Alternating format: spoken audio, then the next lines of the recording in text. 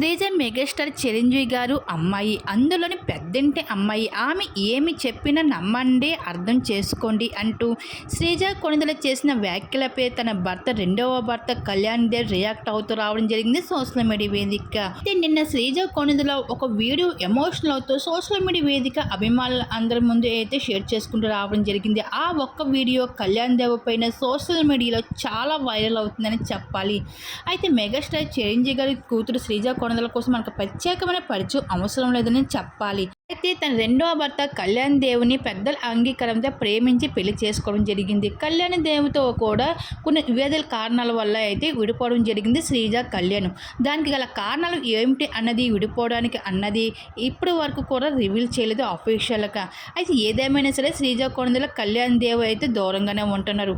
కళ్యాణ్ దేవ్ శ్రీజ ఇద్దరు కలిసి ఉన్నప్పుడు తన పెద్ద కూతురుతోనూ కూడా చాలా ప్రేమగా ఉండేవాడు కళ్యాణ్ దేవ్. ఎప్పుడైతే విడిపోయారో అప్పటి నుంచి తన చిన్న కూతురుని మాత్రమే తన ఇంటికి అప్పుడప్పుడు తీసుకుని వెళ్ళి స్పెండ్ చేస్తూ తన చిన్న కూతురుతో అయితే తన సోషల్ మీడియాకి వేదికగా అయితే ఫొటోస్, వీడియోస్ కూడా షేర్ చేస్తూ ఉంటాడు కళ్యాణ్ దేవ్.